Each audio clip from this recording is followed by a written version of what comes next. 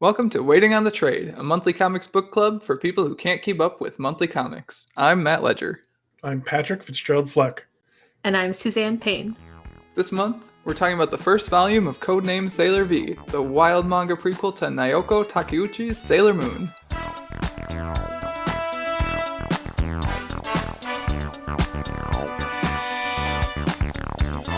So now, in case you guys need a refresher, Codename Sailor V is the story of Naoko, a 13-year-old girl who, with the help of her cat familiar Artemis, becomes the superhero Sailor V.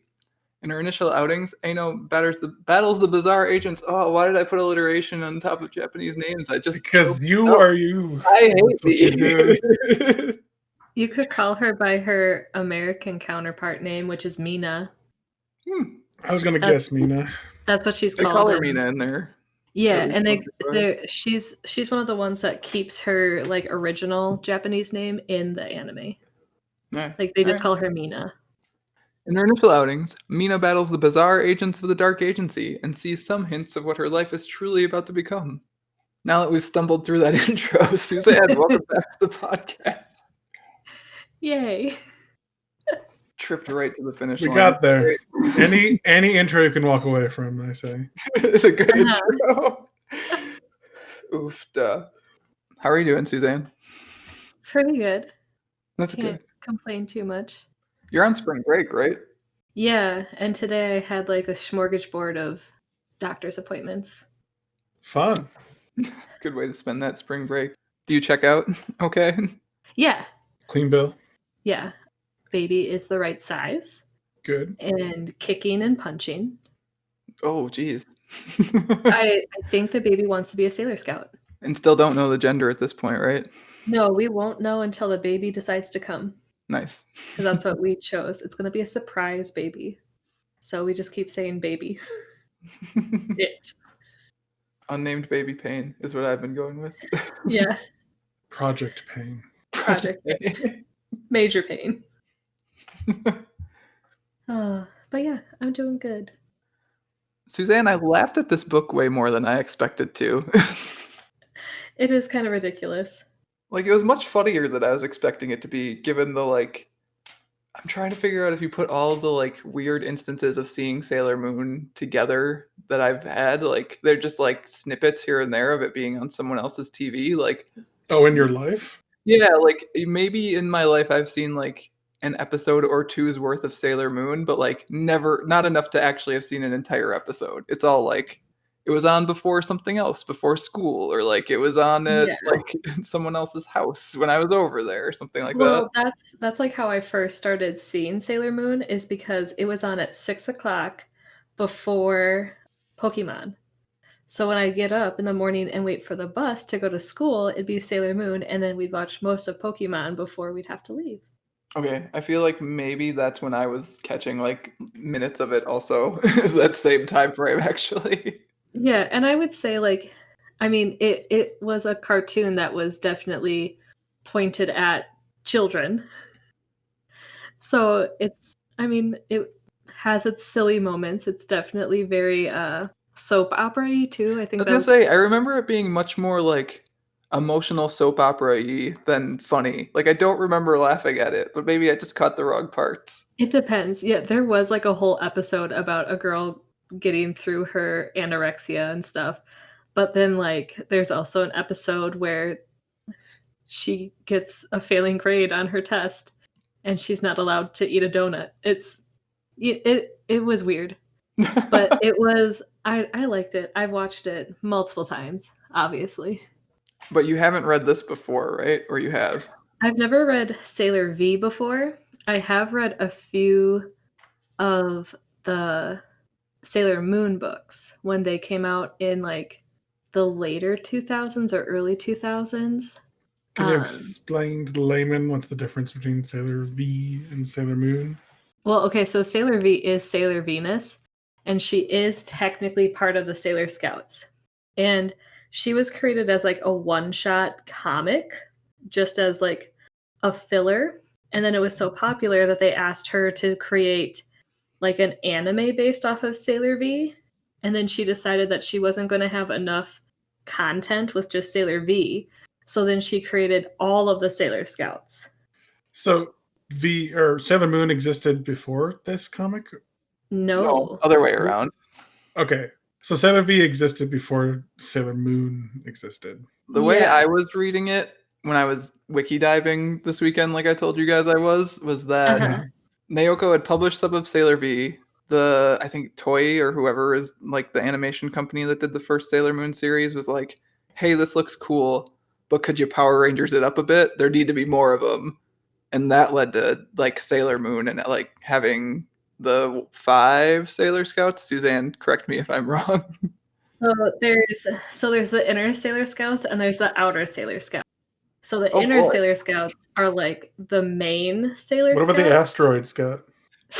Well, is okay, Pluto so still a Sailor Scout, or is it not anymore? so Pluto is a Sailor Scout, but Pluto is the Sailor Scout who is in charge of like the time dimension and like how like time, like she's like Doctor Strange, I guess, right? Because he like watches the different like timelines and like can control where time goes and everything, and that's kind of what Sailor Pluto does.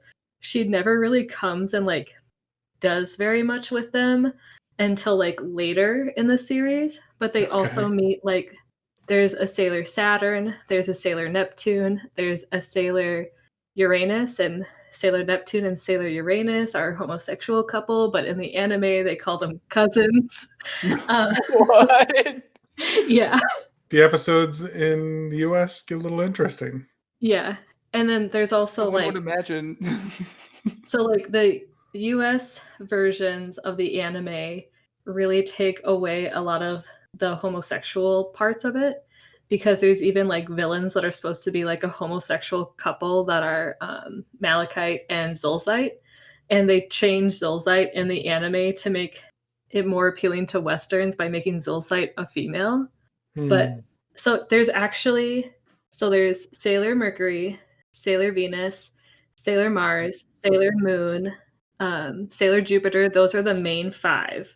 There's Sailor Chibi Moon, who is the daughter of Sailor Moon from the future, who comes to the past. Wait, Chibi is actually part of her name? They call her well, like she's little. She's like junior. Like when you look her up, they call her Sailor Chibi Moon. And then there's actually eventually a Sailor Chibi Moon. I guess. God. Suzanne, you've never said more like 90s X-Men comic sentences in your life. But okay, so then there's Sailor Saturn, Sailor Uranus, Sailor Neptune, Sailor Pluto. Tuxedo Mask is considered in canon Sailor Earth because he's the prince of the Earth who was betrothed to the princess of the moon. And then later in like season 5, there are these bad Sailor Scouts, like from the Black Moon.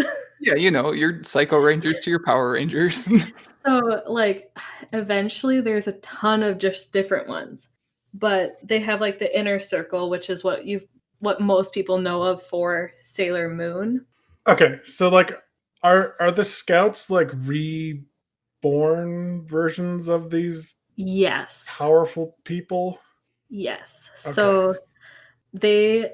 So in the first episode of the Sailor Moon anime, and I think they also talk about it in like the manga of Sailor Moon, there was Queen Serenity, who was the queen of the moon. And then there was Queen Beryl. And Queen Beryl wanted this magical crystal that Queen Serenity had because it would make her the most powerful being in the world. But when Queen Beryl tried to come from the dark dimension to attack the moon and destroy it, Queen Serenity used the last of her powers to break up this crystal and send all of the children of the moon to children? 1,000. Well, the children of the moon are like Sailor Moon or Princess Serena or Princess Usagi. Is her child. And then she sent her court, which her court, you didn't see, but I put it in quotations. But her court was the rest of the Sailor Scouts. And she sent them 1,000 years in the future to be reborn on Earth. Okay. And then Artemis and Luna were her faithful servants. These are the cats, you're saying? Yeah. Okay. Luna is the black cat. Artemis is the white cat. And they were supposed to go and find all of the Sailor Scouts to train them to be ready to defeat the evils that come to Earth. Okay. So we know that in this comic, Mina is 13, right? Mhm. And so when the Sailor Moon manga picks up, it is like a year to a year and a half after Mina's story starts. So she's the OG Sailor Scout that was found by Artemis, and she is in the manga actually like the de facto leader. So like she actually leads the inner circle of the Sailor Scouts, but in the anime they make it Sailor Moon because she's the titular It's her character. show, turns out. Yeah. So it's like a year and a half or a year later. Like, and I know you texted us, Matt, you're like, why does she have all of Sailor Moon's abilities? Well, part of it is because she was made first.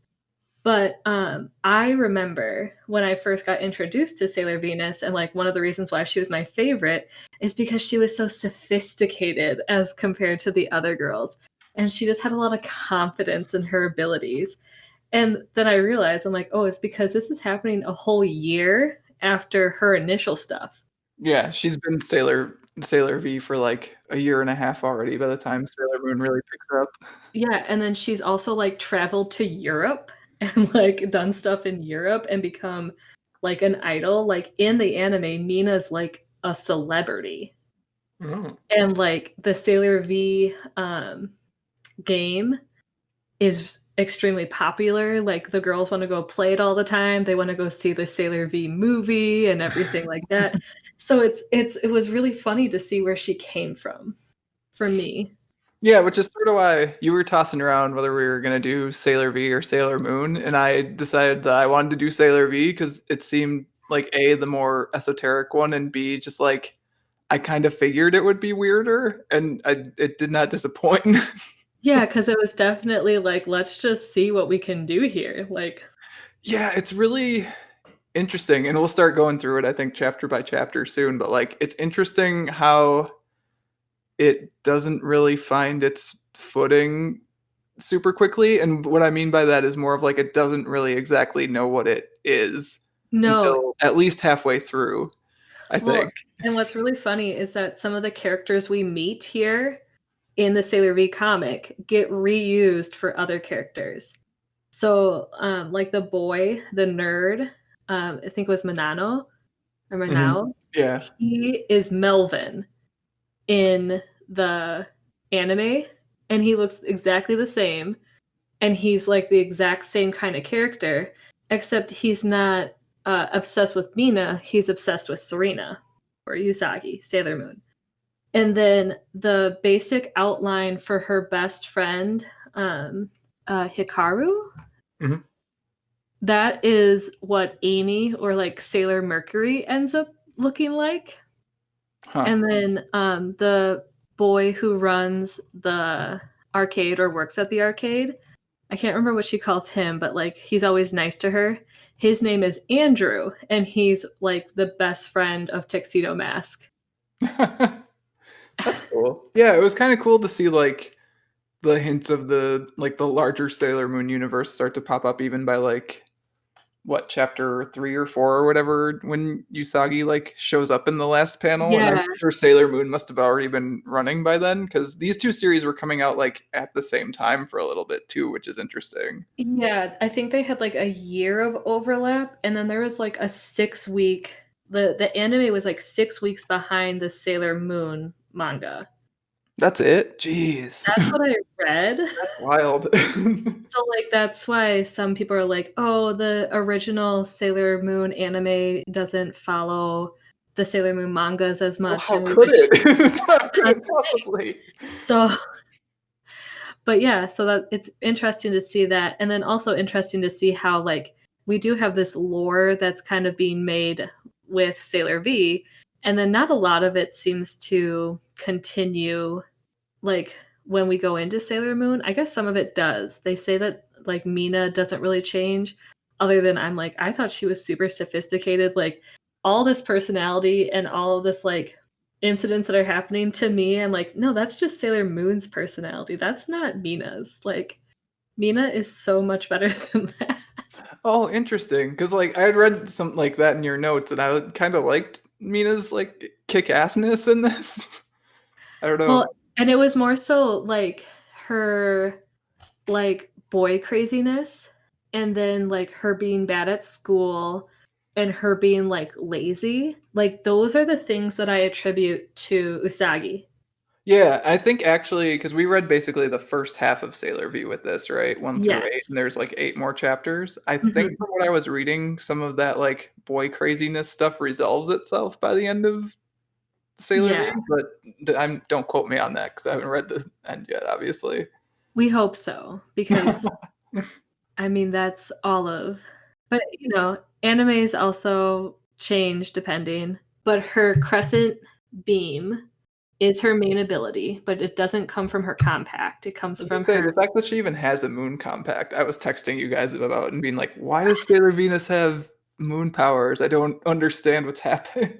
She's supposed to be the decoy for Sailor Moon. So she, like I told you, she's like the Padme to Queen Amidala. Yeah, I picked up on some of that when I was doing my wiki diving, because man, did I spend like an hour or two just like scrolling through Sailor Moon wikis over the weekend. I mean, like the majority of the first season does not have her. She appears like towards the end. Oh, okay. It's kind of like their Green Ranger. I'm Yeah. gonna compare all of this to Power Rangers, basically, I think. Well, and then they're like, "Are you the moon princess we've been searching for?" And she's like, "I don't know. Maybe." So yeah, that's kind of what I'm saying about it definitely being something that feels like it's being formed as it's being put down on the page, and the rules are really flexible. Like we see Sailor V's castle in this one time and it never comes back. Well, they don't give any of the background of all that stuff. Like all that stuff we like set up earlier. No. That's not in here at all. No, No, no, it's just not even a bit. like, you're a princess from Venus. It's a girl with a talking cat and a magic pen and compact who fights And a evil bat cave people. under an arcade. Yeah, Yes. and I don't know who the boss is supposed to be in this. Like, It's Charlie. I would be surprised if the author knew who the boss was in this. Pat, is this going to be a book where the world building is not there for you yet? Because I mean, there wasn't world building, so it wasn't an issue. That's fair. I only know any of this because of my like glancing being anywhere close to Sailor Moon. I picked up some of this, and like everything that's spawned from it, I've picked Yeah. up. But yeah, like it wasn't in this, so it doesn't really matter that it wasn't developed because it wasn't like a thing that I was expecting to have world building to it. Okay. So yeah, but I mean, if it was a more like, I guess if it had more serious story to it, then yes, I would expect more world building. Yeah, that's sort of the deal to me is like, and this is sort of more of a summation, so maybe we should save it for the end, but whatever, we don't do structure on this podcast. Is No, like, why would we? it's definitely more of like a rollicking good time story than a coherent narrative, I'm trying to figure out where this is going story to me. Well, you can definitely tell that she was like experimenting with what things would be popular for a 13-year-old girl versus like sequential stories, right? Yeah. Well, I mean, a page is mostly just text balloons, really. Like there's most of the page doesn't have much detail at all. You have like a general, like you just have enough detail enough to know where she is at any given moment. And then Mhm. there's explosions every once in a while. Yeah. So it's definitely not something that you're supposed to be like super analyzing for detail, which I mean, it's there, like you say, to be a good time. Well, and like the volumes were created after the fact because these were like single issues that were part of like a magazine or something. Mm-hmm. Yeah, I'd imagine it was a weekly, like a weekly magazine, Shonen Jump style thing.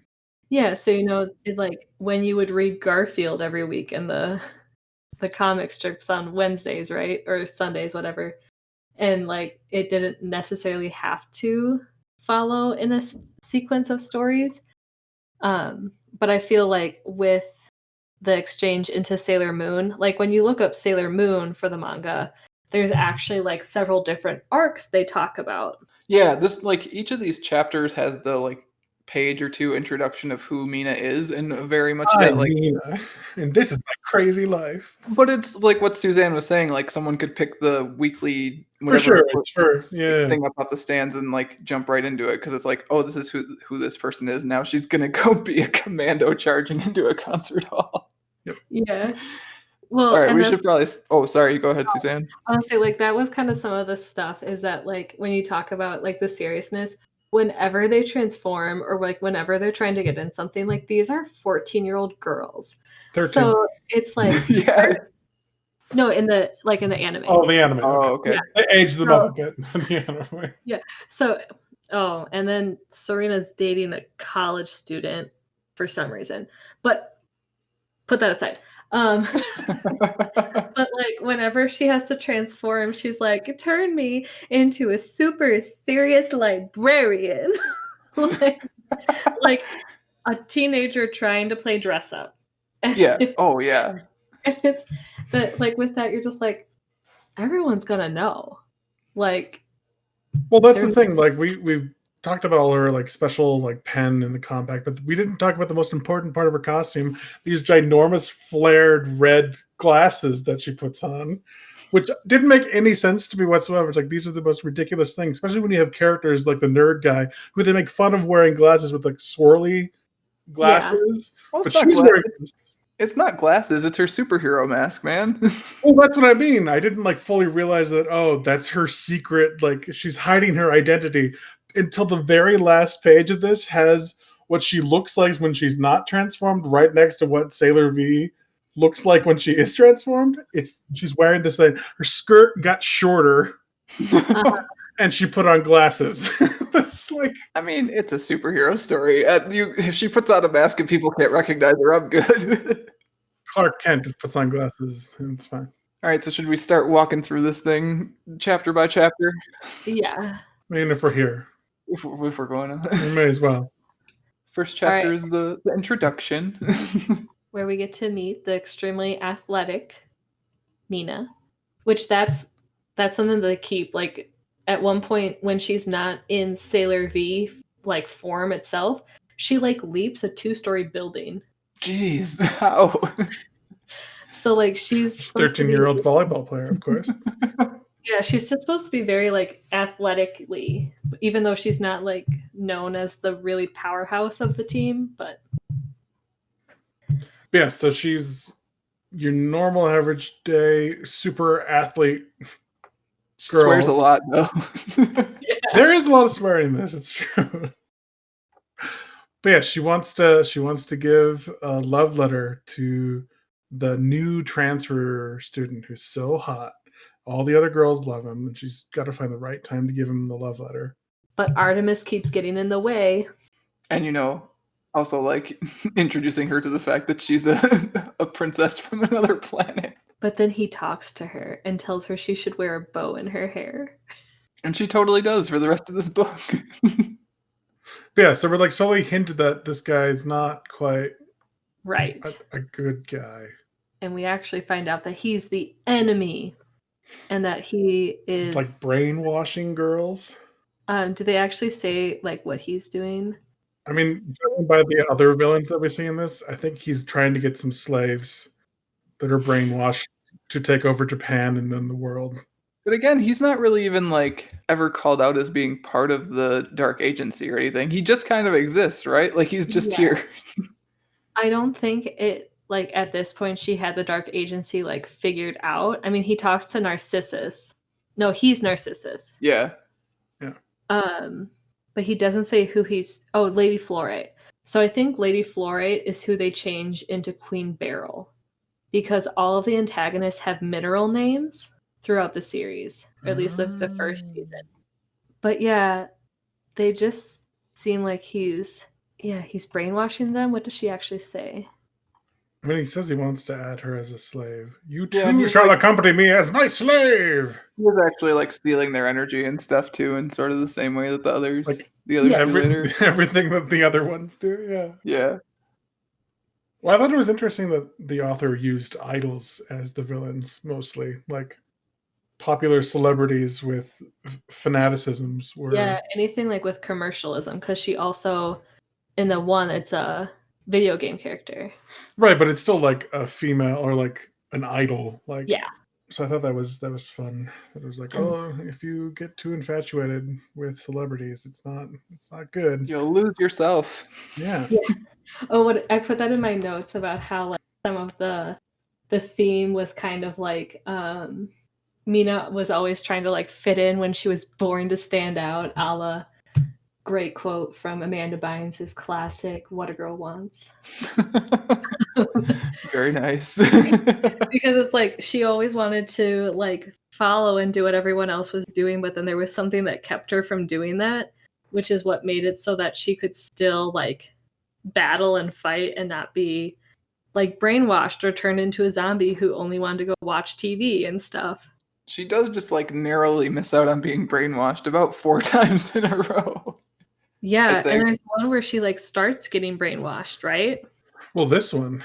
There are at least a few, yeah. I mean, she's almost brainwashed here before boss like, no, you need to fight him. Transform. What are you talking about? Can we talk about the translation being bad? Oh, it's bad. This is the better. Are you on the I'm so wet? Yeah, yes, I am on the panel that says I'm getting so wet. Yeah. Like legit, this is the better translation. Oh, I believe it, but at the same time, like, I don't know how I feel about this 13-year-old girl telling me that she's getting so wet. Well, did you notice that there's a little bit more like fan servicey stuff? Like her skirt flies up pretty far. Like I think there's also some like kind of almost like nudie-ish stuff. I guess I mean, Sailor Moon, like the transformations have always been like basically nude transforming. I guess the manga was created for a little bit of an older audience. Not young as I think it's a pretty common thing. Yeah. To see fan service. I think it's a Japan thing. Yeah. I also noticed I feel like it backed off a little bit near the back half of this one, whereas like this very first sailor kick that I'm looking at here, there's a lot of leg. doesn't leave much to the imagination. There's a full page like cover maybe of Mina like being late to school and she's jumping over a fence. That's like volume 2. I was gonna say I think that's the opening page of chapter 2. And it's like, okay, well that's a little stray. Which I was like, is this not for young girls? Like, young girls don't care about that, right? And then on the next page, there's nipples. Like, there's breasts exposed. There's not nipples. I was gonna say, I don't know if I remember that. Hang on. I guess those. Yeah, no, those could be nipples right there. Hang on. Like Matt, it's the page right after that. Right next to she's actually the avatar of the goddess of love. Page 49. You know, it was so small on my Chromebook that I did not see those. Now I have seen them. I didn't see it either. So thank you, Susie, for pointing out the nipples that we missed. We see. You're welcome. I'm very good at finding things that are. But yeah, so there are questionable things that a 13-year-old girl probably shouldn't be. Yeah. But I mean, that's 13-year-old girls for you. Well, I was gonna say that's Japan. Yeah, it's 13-year-old girls in 80s Japanese mangas. So yeah, there is definitely. Pat, let's not be too kind. I think it's 90s. Is it 90s? I think it's very 90s. Because I mean, the whole like girls can't play video games, but she's like, I'm still gonna play video games. Yeah, which I think we can actually just move ahead to that one. Like the end of volume 1 is very. It happens really quick. Wraps up.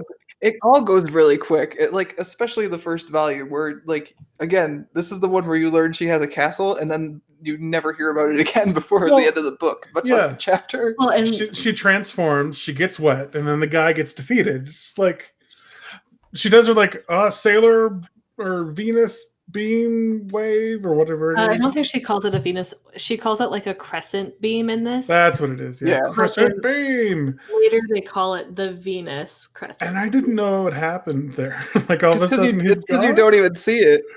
You see him in the reflection, I guess. I didn't know that's what it was. It's like a nuclear bomb. Well, we see it later. It's just like a laser beam. blast or whatever, Yeah. essentially. Yeah, But you and don't actually see it in this one. No, it just turns him into dust. And like that's in the future ones, you see you see the villains like Melton. their true forms you actually get to see, and some of them are pretty creepy looking. Yeah, they're a little gross. Yeah, But this there one are is just like you see his true form, but only in the reflection of that crescent there are compact. some creepy antagonists you see. Not Malachite. Yes. Malachite is like the hot guy. But she accepts being like a talking cat and transforming powers pretty easily. She's like all ready for it. Yeah, I mentioned, Pat, that it kind of reminded me of like Grant Morrison compression again, of like, this is happening, you gotta deal with it. Moving on, accept it as reality, and yeah. This is the world that we live in now. It has sailor-suited soldiers of justice in it.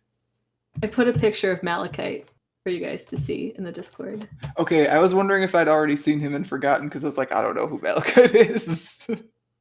Yeah, so she defeats her love interest, and she's sad about that. Yeah, but then it's okay. But then she opens up a magazine and finds a new idol. Find some boy, yeah. A new idol group to fawn over. On to the next.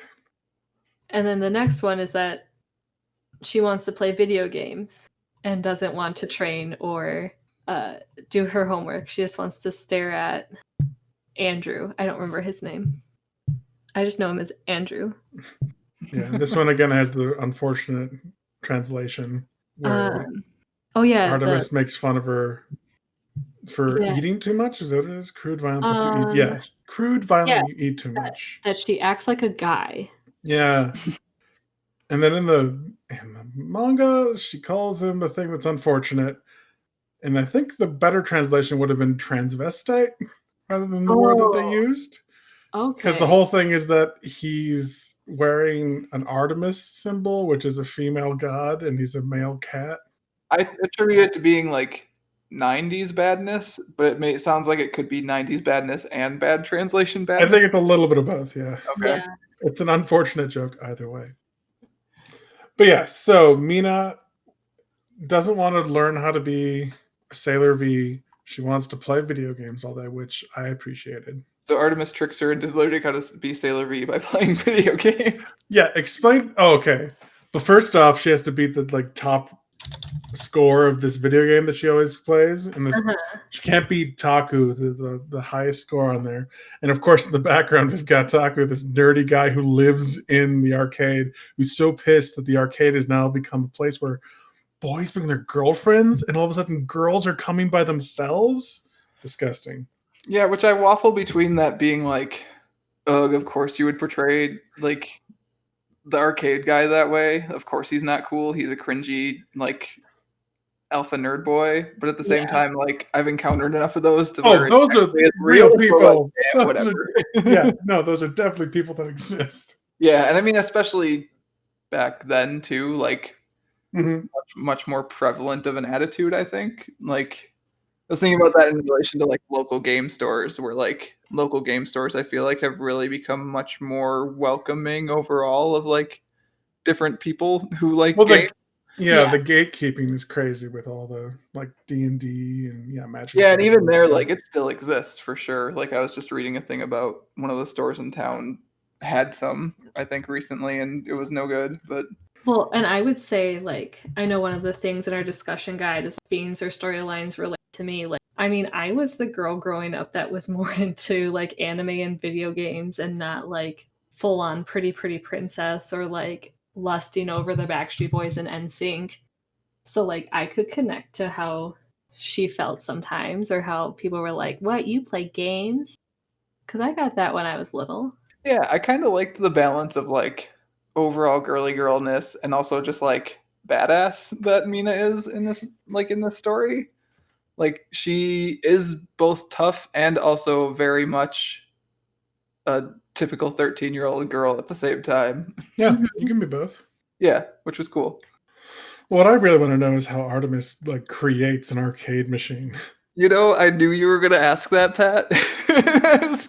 Just like all of a sudden, I bet Pat's gonna ask how the Sailor V video game got made. No, it's just a panel that are like. First off, he creates a poster for this upcoming action game, and then he's pulling a box down the street that then has the arcade game in it. Fully developed, ready Yeah. to go. It's like I don't think they understand. Takes a lot to make a video game, you guys. They have a secret bat cave underneath the arcade, so they probably just developed it in there. Oh my god. He's an alien. That doesn't make developing it easier. If anything, it makes it harder, right? It really goes to the like truncated story, like we were talking about. Like things move at a clip. It's like we need a new Sailor V game where it's going to appear. It's there. Move on. Moving on.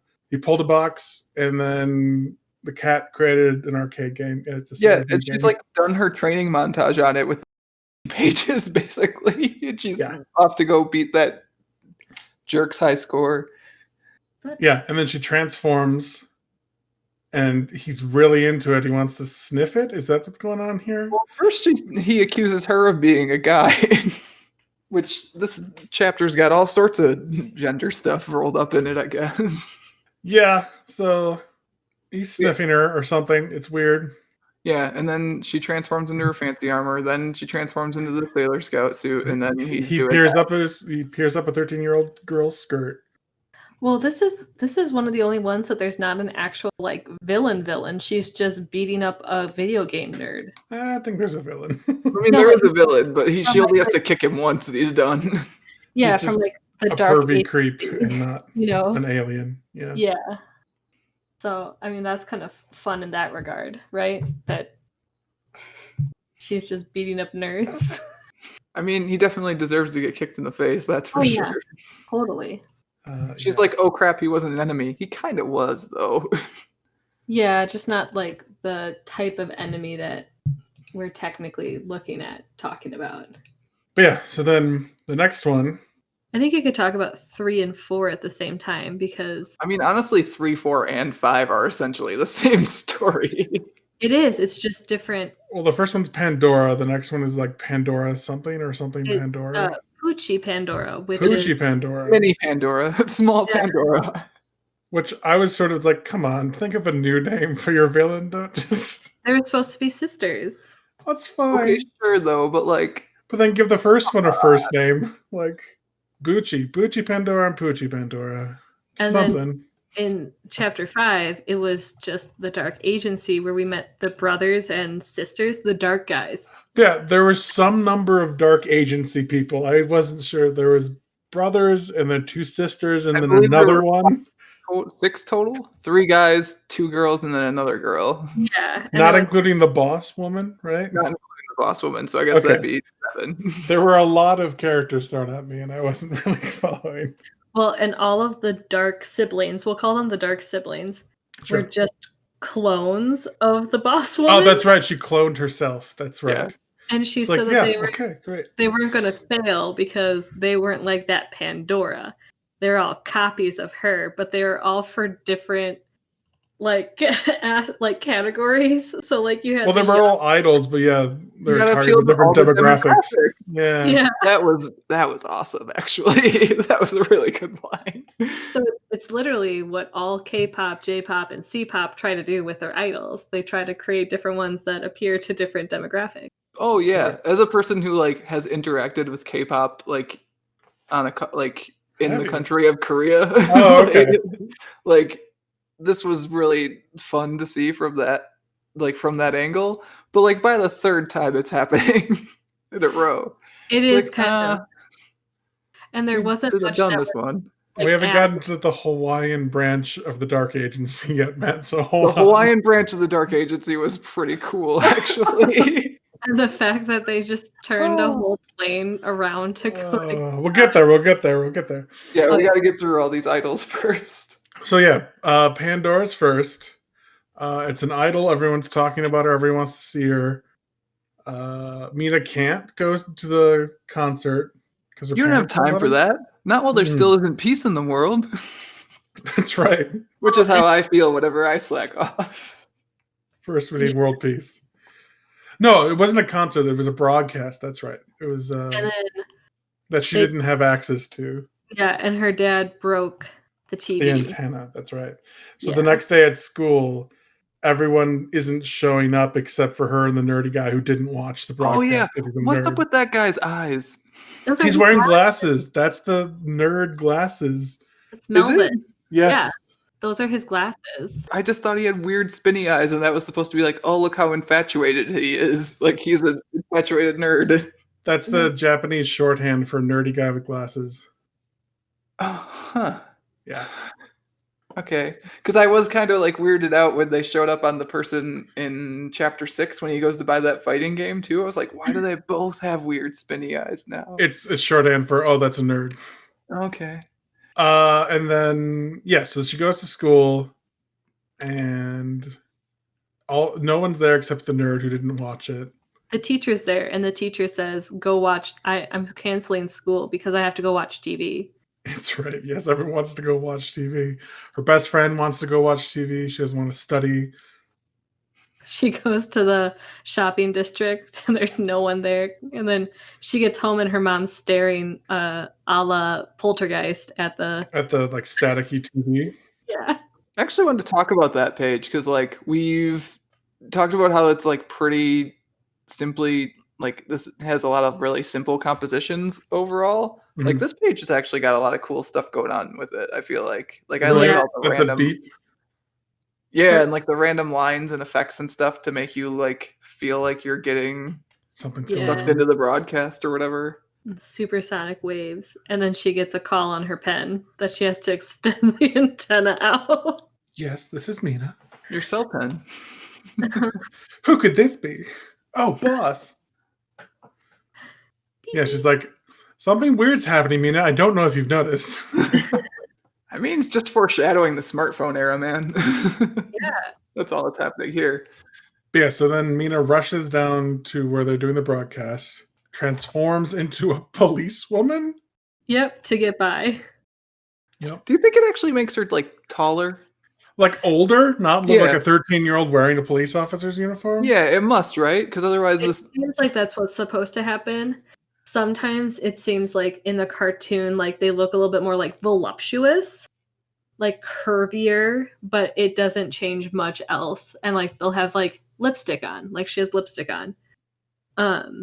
But there's not a lot different. Like they always have the same color hair. The hairstyle is usually pretty similar, just like slightly altered. Like shorter because I'm an older lady who has short hair. right? Like it's in a bun now. Look how old I am. Young girls never wear their hair in bun. Master of disguise, Mina. Really great. So we talked about how the translation's like not on point in a lot of spots and how that makes it problematic at times. Mhm. Yeah. I do really love this song though on the next page. Ooh, you don't need to study your work. Yeah, don't bother. So long as you listen to me, the prettiest girl in the world, you'll be all right. Like it's so direct. Yep. I got like such Batman 66 vibes from this at times, like Adam Oh, West yeah. Batman, of just like it knows exactly what it's doing. Meanwhile, Mina's about to shoot someone. Yeah, so they're backstage. Pandora's like taking off her disguise. And she has a gun. Well, Mina does, yeah. Yeah. Yeah. The nerd guy breaks into like her changing room and sees her true face, and she's about to kill him. Yeah. And Mina breaks in with a gun. Which is actually her pen, maybe? Maybe? I don't know. She throws her compact. She says crescent boomerang, which is actually one of Sailor Moon's like main abilities is that she uses her tiara like a boomerang. Saying things like you don't need to study or work hard is completely insane. And this is legit how they meet like every villain, like, in the name of the moon, I will punish you. That last panel on this page is how I felt like through the entirety of this comic. A sailor-suited pretty soldier. What the hell is What the that? hell is that? And then she sends her brainwashed slaves to kill her. And Mina says, "Nuh-uh, I'm going to kick people." Which this chapter, I think, has the best end chapter fight of all the end chapter fights. Like, there's actually some choreography and some like method to how the panels are laid out when she's kicking people. Oh, sure. Well, like the speed lines have you like follow her foot across the page to the end of Yeah. the page too. Like There's even a whoosh eventually. you get to see the nice like anime style raise the compact in the air and wave it around, and then like the beam actually shoots, unlike the first time we saw it. And then we see her face. We see her true form. She's not Yeah. beautiful. My beautiful reflection is ruined. All those fanboy slaves in my dreams of world domination. Oh, that's right. We haven't even gotten to my favorite line yet. That's in the next one. Yeah, it's coming. Flutter, flutter, sizzle, clink. And yeah, we get to see her like actually like burn her Melt. alive. It's good. Yeah, and the book ends with Mina saying, "It's okay, I'll just cheat at my homework." All right, my pen will Use do it. my No, measure. because Artemis is there to stop her from doing that. It's fine. She cheats at her homework in the very next chapter. Artemis can't be there all the time, okay? But yeah, this is where we're truly introduced to the police commissioner, who's like secretly infatuated with Sailor V. Yeah, which I loved, and I also loved that the police commissioner was a woman. A too. woman? Yeah. Yeah. Oh, and then she has like a remote controlled like Poster that comes down, yeah. which is signed by Sailor V somehow. It's great. It's good. And she wants to recruit Sailor V to the police. Yeah. And then we get introduced to this week's villain, pretty model Poochie Pandora. Pandora, but smaller. Like the first one, but slightly different. And she's getting those slave boys. Watch out. Yeah. Oh, and they have to watch another concert. The world's cutest wink. It's so weird. Yeah. And the nerd creates a satellite that can create things. I think it just hacks into like the radio waves of the microphone so it can listen to the concerts for free. Yeah, he essentially just goes and sits out there with like a radio, and he can like get on the frequency that the microphone's on, so he can hear what's going through the microphone, I guess. It's your favorite line on 112. Yeah. I'm going to need even more slaves in order to beat V. Some really hot slaves would be good. Just like Right before hot. But yeah, because her sister was Pandora and she died. She needs to challenge Sailor V. And how do you do that? You obviously drop it off at the police HQ because she's in bed with the police. Yeah. She's got to be. Obviously. And then, yeah, Poochie Pandora is all about she finds that police guy really hot, first off. Yeah. And then he's just like, you're It's a like child. he's not indoor. Like, no, this is not a kindergarten. This is no kindergarten. Get out of here.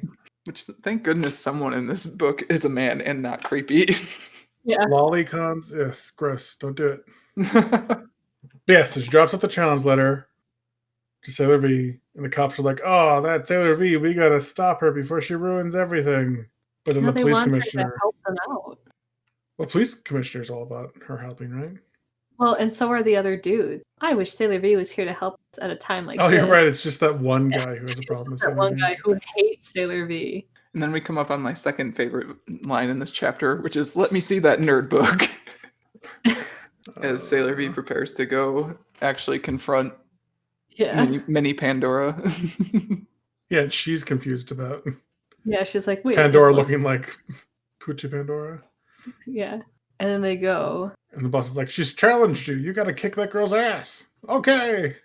And then the police officers are there, and the commissioner just V will show up. And then she wants to be changed into a boy idol. She turned herself into a cute boy idol. It's great. Which pretty does good. But she knows because Poochie Pandora is all about the hot boy slave. She's like, you know what? Turn me into the cutest teen idol. Artemis is sure having a reaction to that on this page. Yeah. He's like, oh, God. But he's blushing slightly because he is that cute. Oh my god, I didn't notice that Poochie Pandora's blimp is named the SS Poochie Pandora. Oh, yeah? Yeah, it's on there. I don't think anything has been more Batman 66 than this except Batman 66. Well, and then she pops out of the Yes. bottom of the On a blimp swing. on a Yeah. swing. And she's like, I'll just get more use. And then she makes the police officers love her by winking at them. And then she sees Sailor V as a Oh, he's super hot. thump. And then something happens to cut She her uses her pen to transform and simultaneously cut the swing. Yeah. Of course. And then she says, "You're a disgrace to women everywhere, turning innocent boys into slaves for your own." And then Sailor V starts kicking slaves. And this is the one where it's really gross, where we get to see because she like half melts. Uchi Pandora like half being burned alive, and she's not stopping, so she keeps Yeah. being burned alive. It's like, Yeah. oh, this is a lot more And then grotesque she than I sends out expected. toxic, like, Some bad fumes. fumes, yeah. They're So we like, discover "Eh." that Sailor V has the power to create a cleansing rain from her moon compact. Crescent shower of love.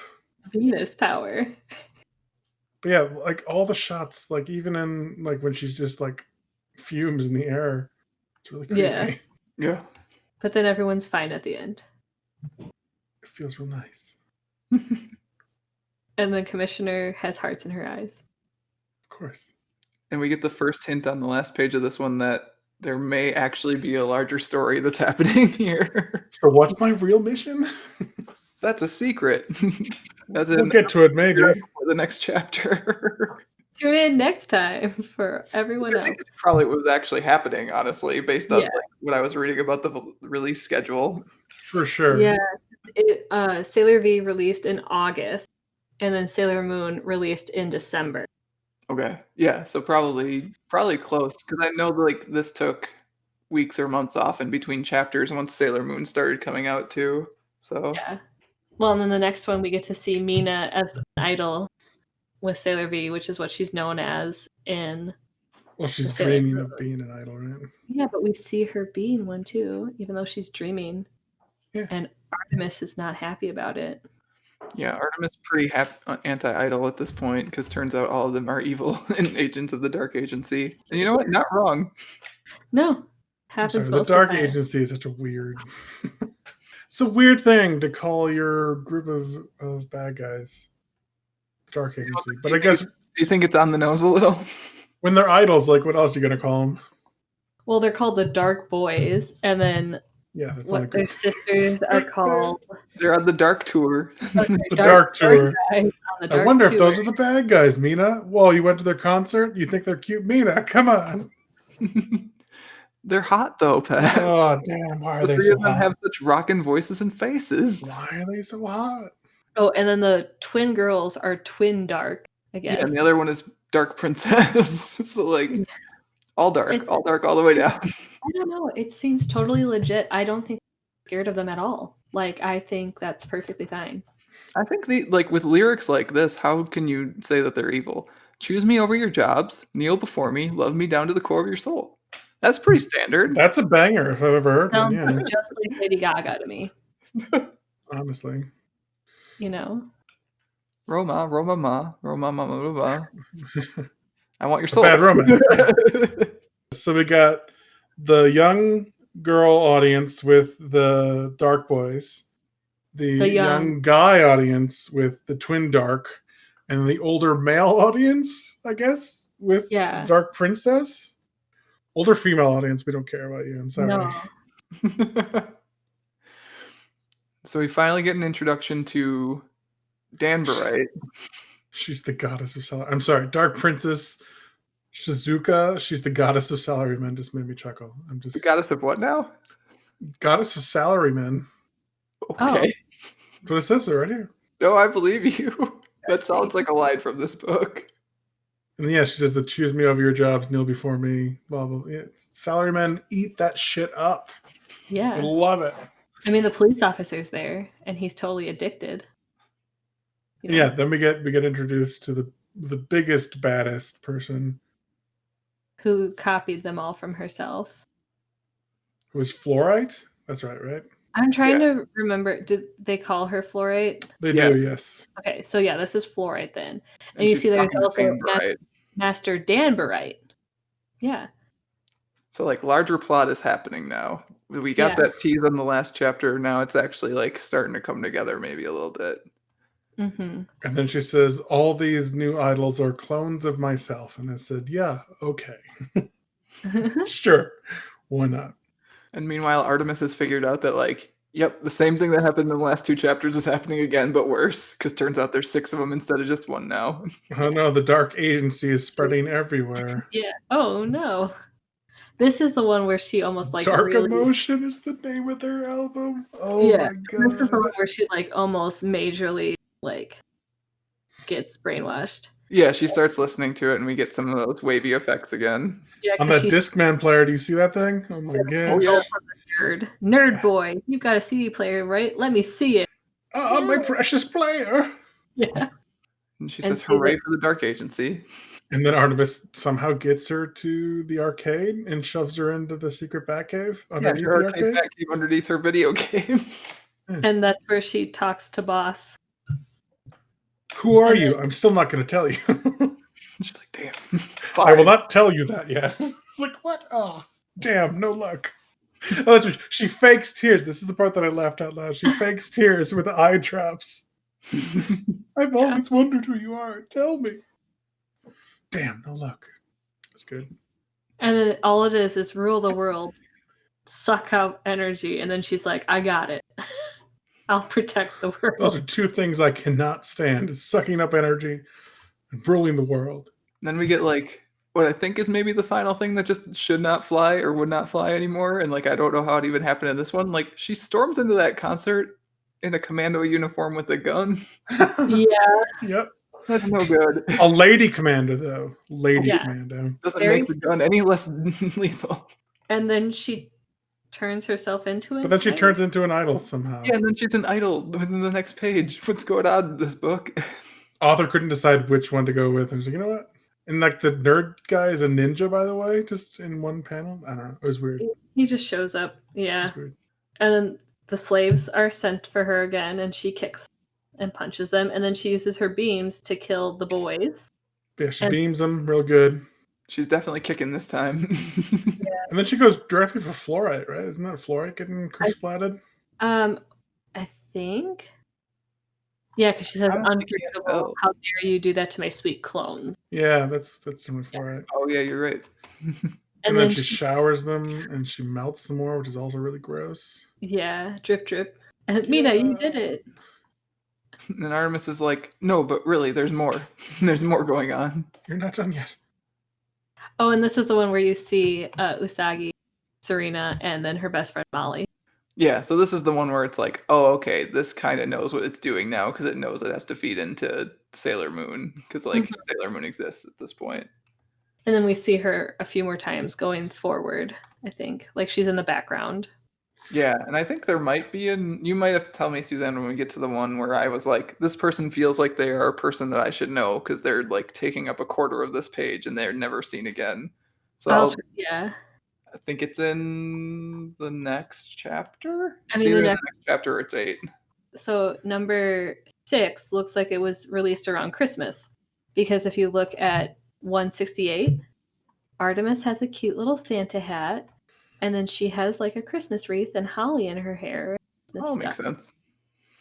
So this would then be right when the Sailor Moon manga, was coming out.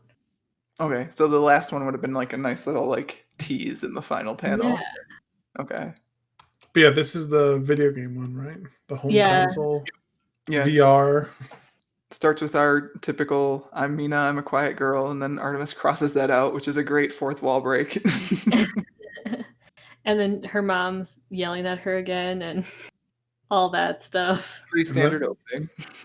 And then the nerd at school says, oh my god, fighting girl Luga, she's so cool, this game is awesome.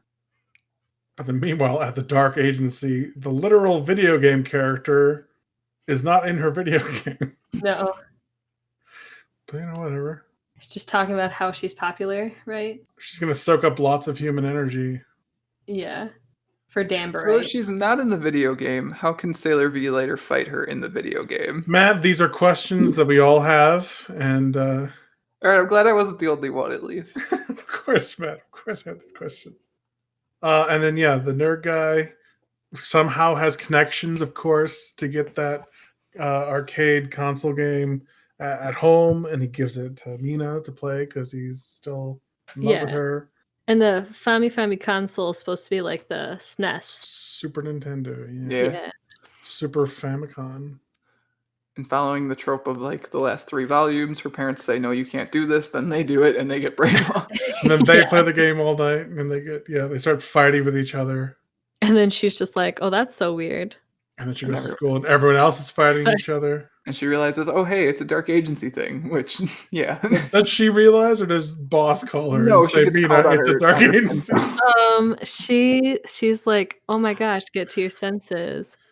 And has Mina ever like been the one to say this is something evil before boss contacts her? No, boss is always like no. Or Artemis scratches her face, but yes.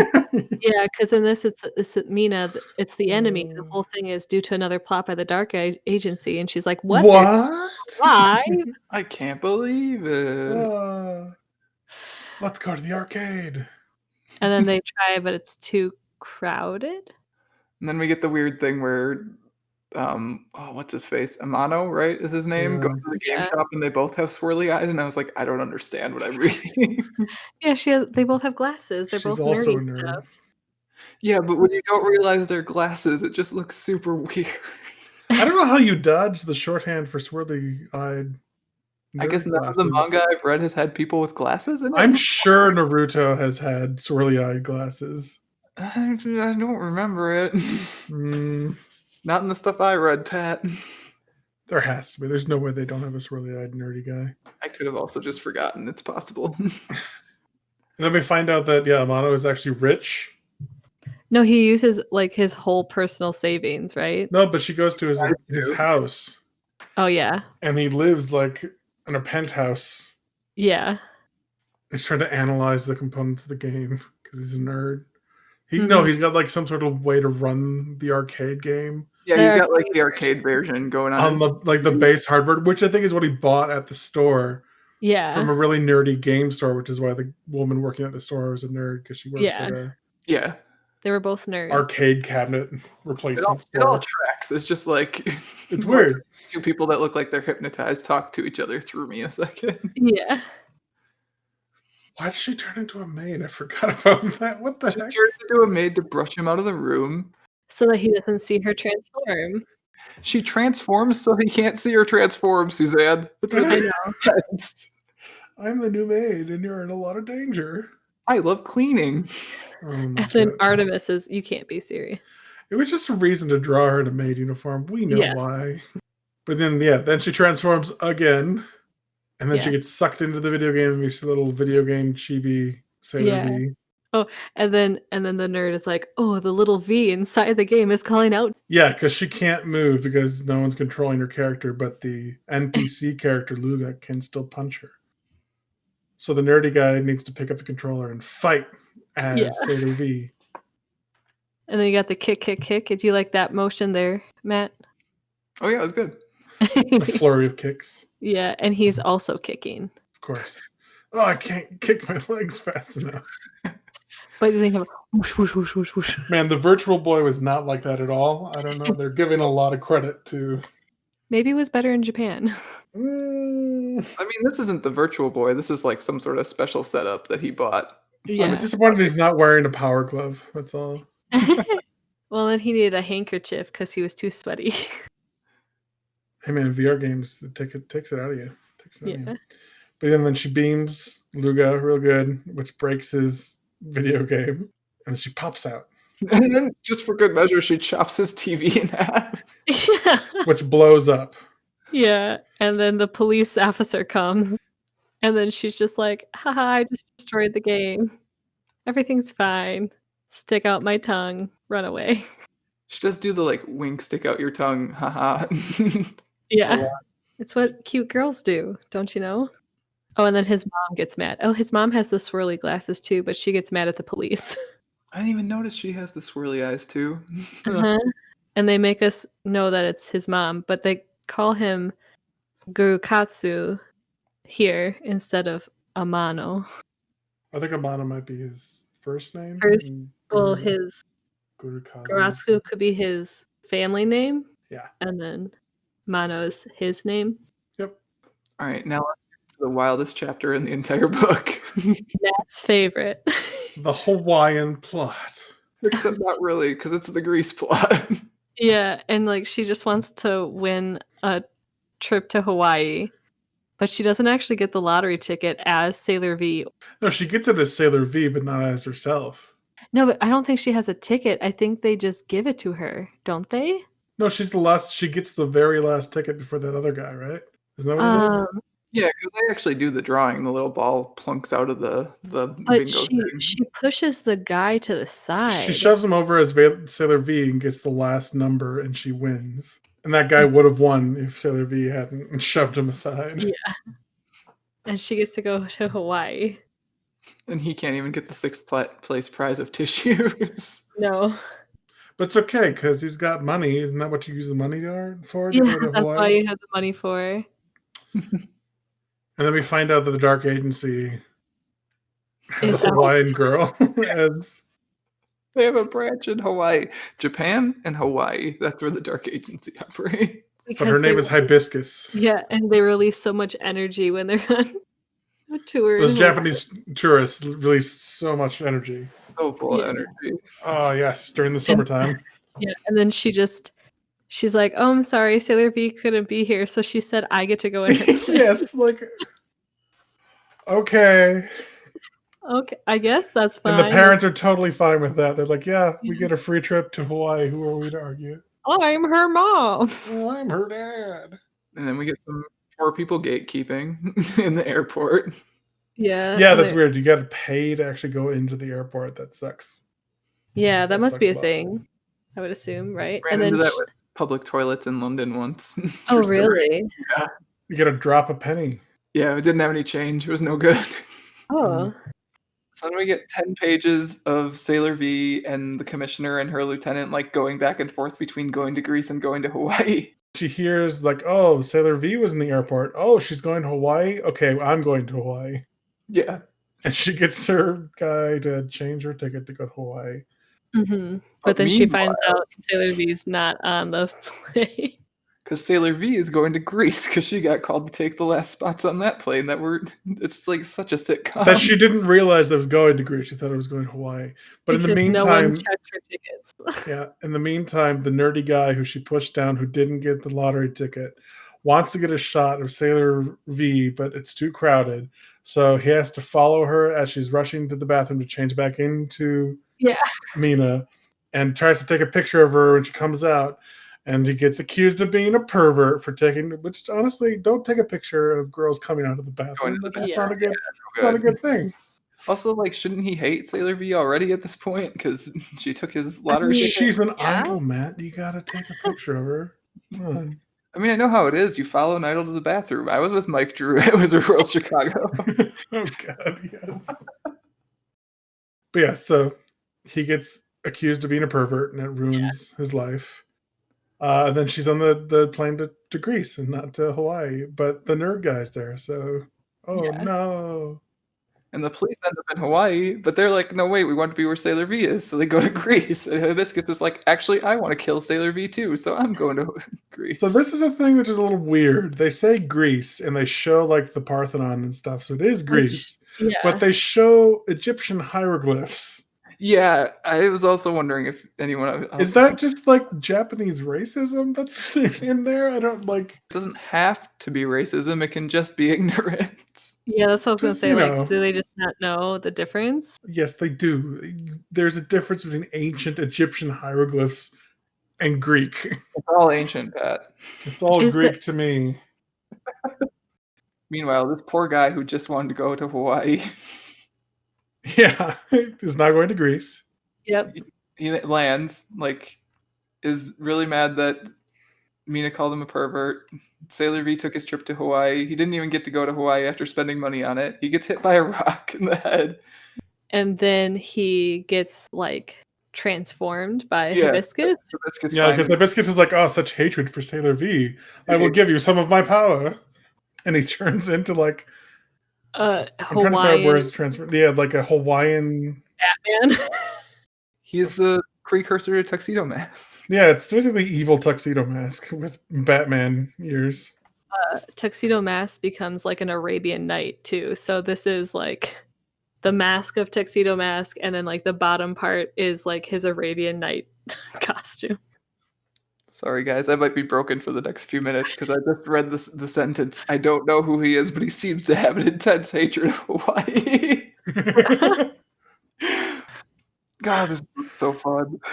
Well, the fact that the stones that hit him are two guys who are just historical ruin fanatics. So they crawl up on the ruins and shove part of the ruins onto tourists.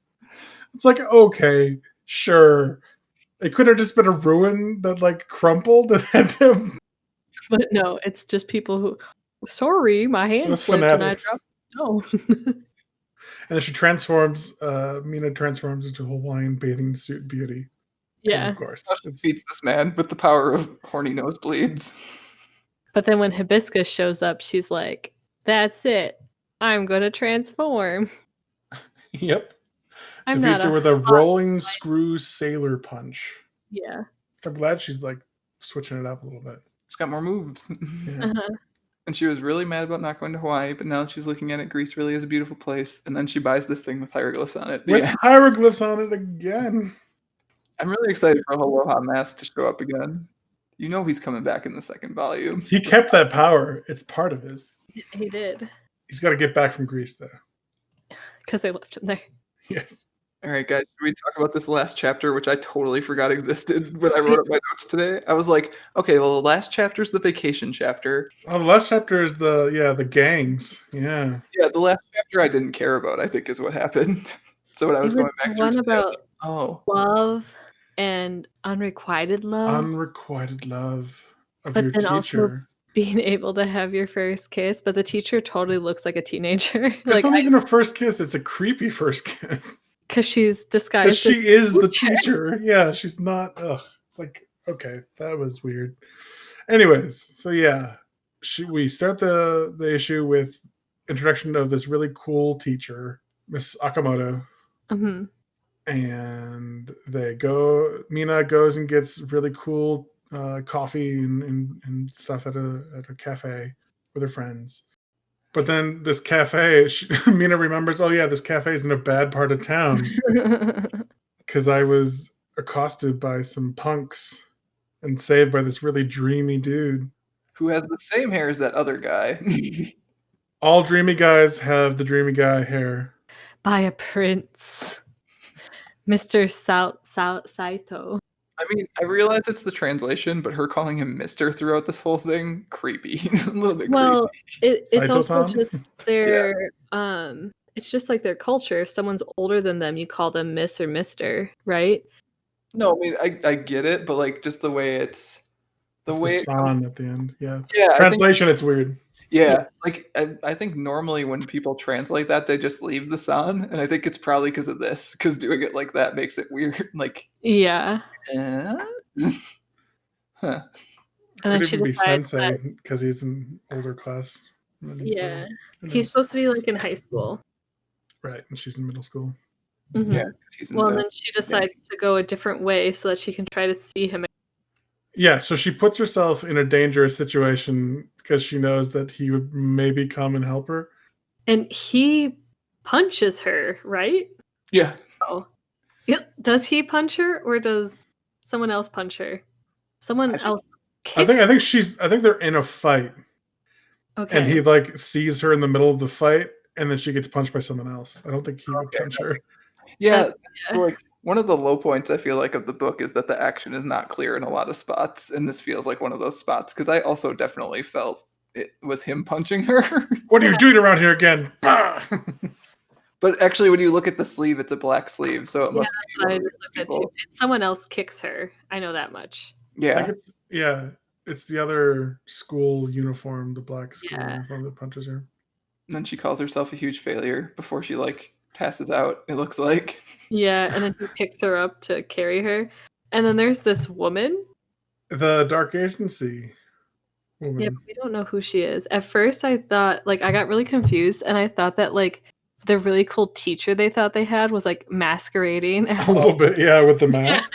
Yeah. and I was just like, wait, what? I'm like finally a villain with like a cool villain character design. Like, give me, yeah. Yeah, but then we don't get to learn much about her. She's just evil lady. Yep. But then, yeah, Saito brings her somewhere. I don't know where they away. I think they go to like their hideout, maybe. Yes, because all of his other gang members are there. Yeah, the guy with the death mask is there. And he's wearing a promise ring around his ankle. She sees and she thinks, "Oh, that's so cool." Which is also, I think that's just a weird translation. It's confusing. It's a promise bracelet. I don't know. The promise ring is involved in the best bit of this chapter, which we'll get to soon. So yeah, he makes all of his goons bow to her, and she swoons because it's so cool. Yeah. Got them goons. And then we cut back to evil woman. Whose name is Vivian. Vivian. There we go. Is it Vivian? Yeah. It says it, Vivian, I presume that your mission to gather energy is going well. Dan Barite again. Oh, damn right. Even Lord Kunzite. Oh my gosh. Who's the like real one, right? I think Have we gone up a level in evil? I think Lord Kunzite comes back. The hierarchy of evil. What does the Dark Agency org chart look like? Can we get a diagram? They all work for Queen Beryl. Because Fluorite seemed like she was higher than the regular goons, but she got killed, and the Dark Twins and the Dark Princess didn't. And Dan Barite was higher than her, who Vivian's talking to in this. Right, so Vivian's at the same level as Fluorite, but maybe not as low as Dark Brothers and Dark Bros. Twins. Yeah, I think so. Pandora and Chibi Pandora, whatever her name is. I don't know. It's tough. It's tough in the Dark Agency to get ahead. But yeah, Vivian is going to use the energy of gang fights. Gang violence. Gang violence to take over the world. Which, okay. All right, maybe. Sure. And then she's a home economics teacher. That's who their teacher is. I just realized. There you go. Yeah, home class. Switch up. They talk about how it'd be wild if Mina's attracted to that guy, which she totally is. Oh yeah, and then when the guy rescued her, he's like, "Oh, there was this one really cool teacher who I really liked, and this is the nickname of that teacher." Oh, hey, turns out it's her. And then Mina's like calls this cool teacher by that nickname. He's like, "Oh, where have you heard that name before?" And then he shows up. And he's just there. Because stories need to happen quick. And so he's supposed to be like 17, because he's like, I was in your class 3 years ago, right? So if we think that she's 13, he could be 13 or 14, which makes him 16 or 17, right? Sure. I'll believe it. This poor, 28-year-old teacher is just like, I need to get through my day. These kids. I swear to God. God damn it. Get these kids away from me. You're not in a gang, right? I hope you're not in a gang. Oh, he's in a gang. Whatever. Screw it. I did my best. And then she finds him and he's been beaten up, right?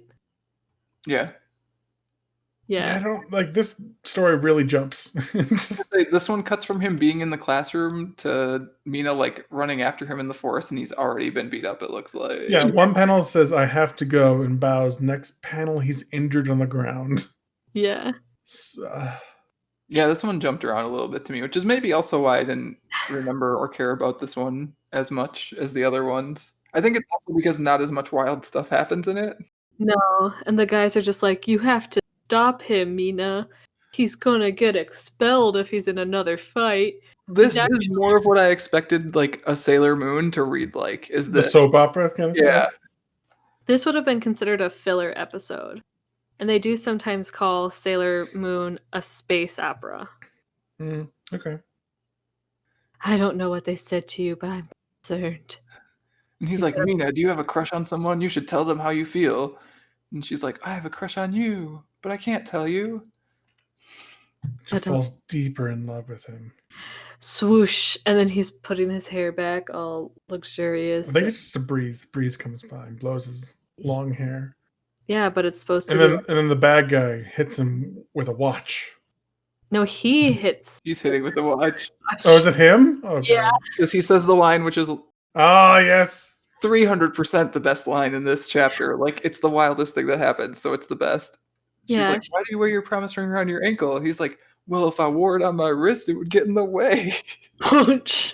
Bam. Random dude. Obliterates that guy with a watch. Watch to the face. It's about time. Bam. Yeah, and then Vivian's there and it's like, okay, we're gonna gang battle, gang war. It's like, oh, Dark Agency. Yeah. Artemis has to come though because she doesn't have her thing. And they're like, oh no, you gotta keep him away, otherwise you're gonna be expelled. Quick, Mina, get him away. And Mina's like, okay, I'll transform into the teacher he seems to have a thing for. And again, her skirt goes up. So there's yeah. And then she's like, oh, don't fight. And then he kisses a woman who isn't the woman he thinks he's kissing. Yes. I have always loved you. And then he just runs away. And then he runs. He still goes and has a fight. And Mina falls over. And Mina's like, yes, he kissed me. Yay. This happens. She's like, okay, I got what I wanted. I'm going to shut this thing down now. And then, then she turns to Sylvie and like defeats Vivian. But the gangs are still fighting at the end of this, right? Like Vivian's defeated, but like they're still going at it at the end. Needless to say, a huge fight ensued between the gang members.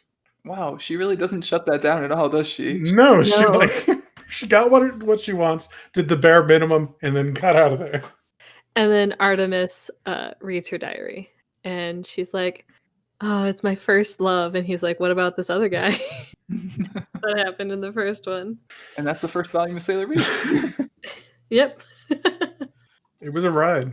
I think I liked it. I'm pretty sure I liked it, but like it's weird to me because like the last chapter was definitely the one I liked the least, and I kind of just like the like batshit insane ride of the beginning of it, and I wonder if some of that's gonna like ease off now that like now that like the author has figured out what the thing is. Like I wonder if the rough edges are kind of sawed off, and I'm not gonna get the Sailor V video game shows up with no explanation because I loved that. See, I'm not, you know me, I'm not really into that kind of stuff. This feels like something that was included as like a filler for a magazine. Like this month's crazy adventure with Sailor V. What's she up to? Oh, she does all this funny stuff. Go back to reading the rest of the magazine kind of thing. Yeah, that's fair. Yeah, I mean it's fun. It's pretty light, which okay. Right. It's definitely like not a heavy read. Like, it's just a fun, like, it doesn't matter if it doesn't make sense. It's just a magical girl. Like, I sat down on a Saturday afternoon. I read it. I laughed a lot. I'm happy about it. I'm not sure whether I'm going to read volume 2. Like, I'm debating it, I guess. Well, like, I don't have any interest in like reading more, but at the same time, I'm trying to think of like watching Power Rangers or stuff. If I were to go back and like watch some of that, I don't think I would care. About what's going on. Bad. It's very bad, Pat. Tried it. It's no good. There, as adults, we expect more in our plot, like progression, or plot at all. But for like what this is and who it's catered for, I think it's great. I think it's just like it's a good time. Yeah, like so. One of the questions we have in the discussion guides is, would you recommend this to someone else? And I think I would have to know that person pretty well, but I would, like in specific cases. If I knew that they were fans of Sailor Moon and didn't know about Sailor V, maybe. If you are like a superhero fan who's into Batman 66, I would tell you, read this book. It's wild. I mean, there's quite a few things I could think about. Like, obviously, I would recommend this to a lot of people that I would know, but that's also they love Sailor Moon and stuff, Sure. And I feel like I would just recommend it for like a fun thing. Like I would probably tell Simon he should read it because it would be funny, and then he wouldn't get as much like pleasure out of it as I did. Yeah, like what if the person you recommended it to doesn't know the concept of magical girl? Would you recommend this to them if they didn't know what a magical girl was? I'd probably like have them understand more so what a magical girl first. Yeah. So, like, I mean, Cardcaptor Sakura is a magical girl, right? And I feel like Cardcaptor Sakura is kind of more of a serious magical girl. There's at least like a through line through it that like progresses. Yeah, she's building towards something from the beginning. Yeah. And I think also, like, a lot of people are just going to have that background knowledge of what the basis of Sailor Moon is because of pop culture. So you could also be like, this is kind of where Sailor Moon got her start. It's a little crazy, but it's a fun ride. Like, sure. I feel like that could also put people into it Mhm. to just kind of be like, this is where it evolved from. Yeah, I guess in that case, Suzanne, you're probably the most qualified to answer this question. Would you just recommend they read and/or watch a Sailor Moon, or would you have them look at this first? I would probably have them watch first so that they get like a base understanding. And like for me, I would go to the 90s anime, but I mean, I would definitely tell people to read it. That's a wild ride. Oh yeah, it was super It fun. is.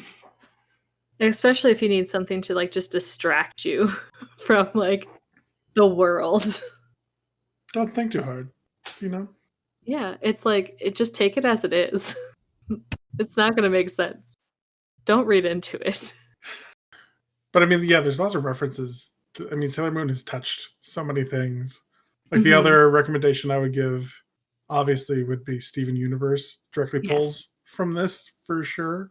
Yeah, Uh-huh. I mean, down to the fact that those like the bad guys here are all minerals and they're all gems. And Diamonds, yeah, stones, yeah, that's good. And we already talked about Card Captor Sakura, Uh-huh. which is, I think, my basis of magical girl wisdom comes from that.